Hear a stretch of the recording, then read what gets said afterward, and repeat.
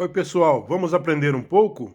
O lado oculto dos investimentos, como alguns vivem de juros, enquanto outros lutam por moradia. Pare tudo o que está fazendo e preste atenção agora. Você sabia que existe uma parcela de brasileiros que nunca mais precisou trabalhar um único dia sequer? Enquanto você acorda todos os dias às 6 da manhã, pega transporte lotado e trabalha 8 horas por dia, essas pessoas acordam quando querem e vivem exclusivamente dos juros que o governo paga para elas. E o mais chocante, parte do dinheiro que financia essa aposentadoria precoce vem diretamente dos seus impostos. Ao mesmo tempo, você tem cada vez mais dificuldade para comprar sua casa própria. Coincidência? Prepare-se para descobrir uma realidade que poucos ousam a revelar. A máquina de dinheiro infinito, ou tesouro direto. Imagine ter uma máquina que produz dinheiro 24 horas por dia, 7 dias por semana, sem você precisar fazer absolutamente nada. Parece fantasia? Para muitos brasileiros, isso é realidade através do Tesouro Direto. O Tesouro Direto funciona como um empréstimo que você faz para o governo brasileiro. Em troca, ele te paga juros mensais ou anuais. Parece simples? Não é. E aqui está o segredo que muda sua perspectiva.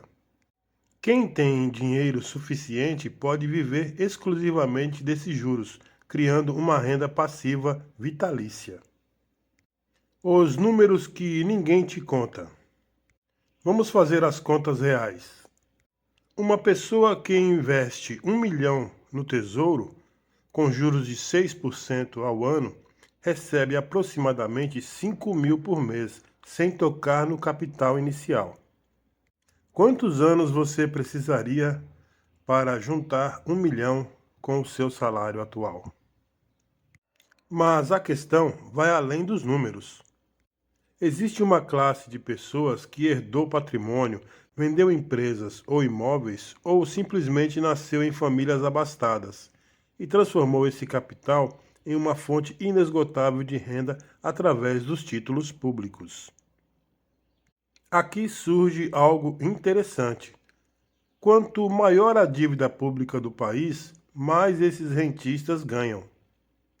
O Brasil possui uma das maiores taxas de juros reais do mundo, o que torna nossos títulos públicos extremamente atrativos para quem já tem dinheiro. Em 2024, a dívida pública brasileira ultrapassou 6 trilhões. Isso significa que o governo precisa pagar bilhões em juros anualmente. Para onde vai esse dinheiro? Diretamente para o bolso de quem possui títulos do Tesouro Direto. O mais intrigante, parte significativa desses recursos vem dos impostos que todos nós pagamos. Quando você compra um produto e paga ICMS, quando recebe seu salário e paga imposto de renda, uma parcela desse dinheiro é destinada ao pagamento de juros da dívida pública. A elite dos juros. Quem são essas pessoas? Pesquisas do Banco Central revelam que a concentração de títulos públicos está nas mãos de uma pequena elite financeira. Enquanto milhões de brasileiros investem pequenas quantias no Tesouro Direto, como complemento de renda, existe um grupo restrito que possui milhões investidos. Esses superrentistas incluem herdeiros de grandes fortunas familiares, ex-empresários que venderam seus negócios e investidores estrangeiros que aproveitam as altas taxas brasileiras. Pergunta: é justo que uma pessoa viva confortavelmente sem produzir nada para a sociedade, enquanto milhões trabalham incansavelmente? Fundos imobiliários, a isenção que você paga. Os fundos possuem uma vantagem tributária que poucos investimentos têm: total isenção de imposto de renda sobre os rendimentos mensais para pessoas físicas.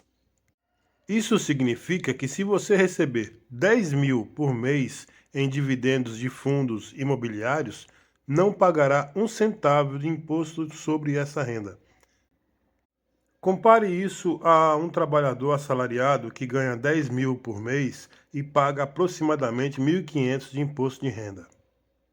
A diferença é gritante e revela uma disparidade tributária que beneficia quem já possui capital.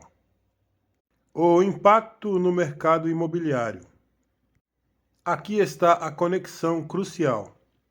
Os fundos concentram grandes volumes de capital no mercado imobiliário, especialmente em imóveis comerciais e residenciais para locação.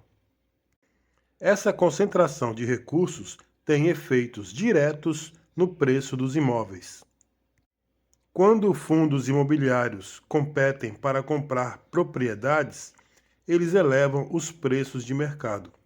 Afinal, podem pagar mais porque têm isenção fiscal e acesso a capital abundante de investidores. O resultado? Imóveis mais caros para quem quer comprar a casa própria.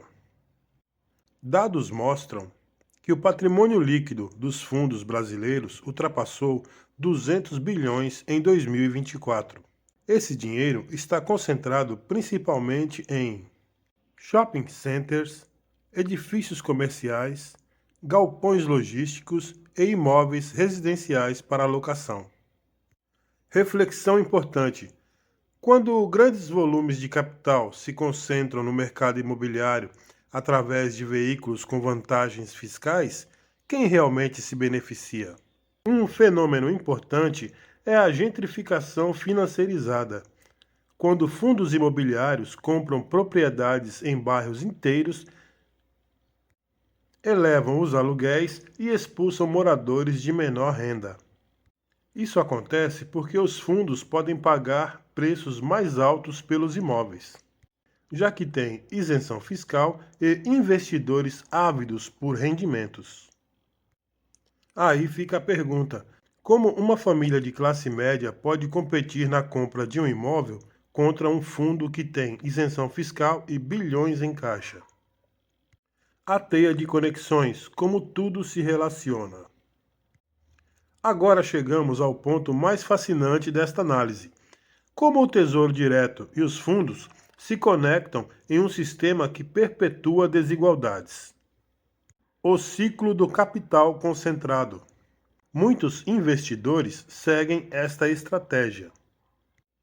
Investem parte do patrimônio no Tesouro Direto para ter renda fixa garantida, usam uma parte em fundos para diversificar e ter rendimentos sem imposto de renda, e com o rendimento de ambos compram mais títulos e cotas, aumentando o patrimônio, e reinvestem continuamente, criando um ciclo de acumulação perpétua.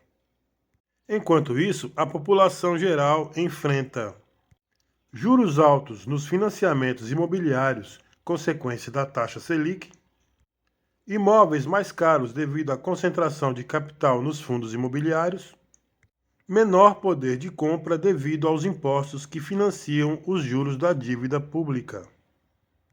A matemática da desigualdade. Vamos a um exemplo prático.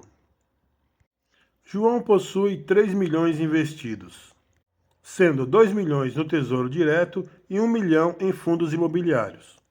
Ele recebe aproximadamente 10 mil por mês no Tesouro Direto, 6 mil por mês nos fundos de investimento imobiliários, isento de imposto de renda, total 16 mil mensais sem trabalhar.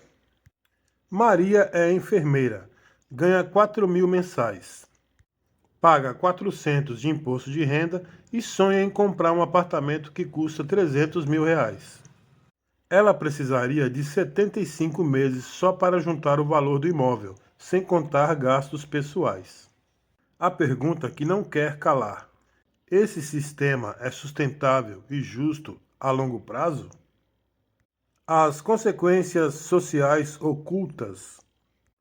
Quando o governo paga juros altos para financiar a dívida pública, ele deixa de investir em educação de qualidade, saúde pública, infraestrutura e programas sociais. Cada real pago em juros da dívida é um real que não vai para hospitais, escolas ou estradas. Os rentistas do Tesouro Direto estão indiretamente competindo com investimentos sociais pelos recursos públicos. A armadilha da classe média. A classe média brasileira vive um dilema. Ou aceita ser explorada pelo sistema trabalhando a vida toda, ou tenta juntar capital suficiente para viver de rendimentos. Mas, para a maioria, essa segunda opção é praticamente impossível, devido a baixos salários e alto custo de vida. Faça uma autoavaliação. Você está tentando furar o sistema juntando dinheiro para viver de renda ou está questionando se o sistema deveria existir dessa forma? O impacto geracional. Filhos de rentistas nascem com vantagens absurdas, herdam patrimônio que já gera renda passiva. Não precisam se preocupar com emprego e podem investir em educação de qualidade.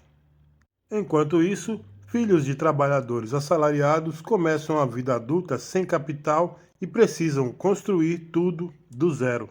Essa dinâmica perpetua desigualdades por gerações, criando uma aristocracia dos juros que se mantém no poder através do capital, não do trabalho. Economistas progressistas sugerem várias mudanças. Tributação progressiva sobre rendimentos de capital. Limite para a isenção fiscal dos fundos imobiliários. Redução gradual dos juros da dívida pública. E criação de impostos sobre grandes fortunas. Responda: se você fosse ministro da Fazenda, qual seria a sua primeira medida para tornar o sistema mais equilibrado? Países desenvolvidos adotam estratégias diferentes. Estados Unidos tributam ganhos de capital, mas têm juros baixos. Na Alemanha, alta tributação sobre heranças e propriedades. Na França, impostos progressivos sobre patrimônio. O Brasil poderia se inspirar nessas experiências para criar um sistema mais equilibrado. O papel da educação financeira. Uma população mais educada financeiramente poderia questionar privilégios fiscais injustificados, exigir transparência nos gastos públicos, votar com consciência em políticos que defendem mudanças estruturais. O futuro está em nossas mãos. Aqui descobrimos que existe uma parcela da população que vive confortavelmente dos juros da dívida pública, enquanto seus rendimentos de fundos imobiliários são isentos de impostos. Essa realidade contribui para o aumento do custo de moradia e perpetua desigualdades sociais. O que você fará com essas informações? Você pode aceitar o sistema como está e tentar acumular capital para se beneficiar dele, questionar essas estruturas e buscar alternativas mais justas, compartilhar esse conhecimento para que mais pessoas entendam como funciona, cobrar mudanças através do voto e participação política. A transformação social começa com o conhecimento. Agora que você sabe como funciona essa máquina de desigualdades, tem o poder de decidir se quer perpetuá-la ou mudá-la. Deixo aqui uma reflexão final. Em um país com milhões de pessoas sem casa própria e trabalhadores ganhando salário mínimo, é ético que alguns vivam luxuosamente apenas de juros e rendimentos isentos de impostos? A resposta está com você, e sua escolha pode influenciar o futuro de milhões de brasileiros. Muito obrigado, pessoal. Compartilhe esse vídeo, deixe seu like, se inscreva no canal e até o próximo vídeo.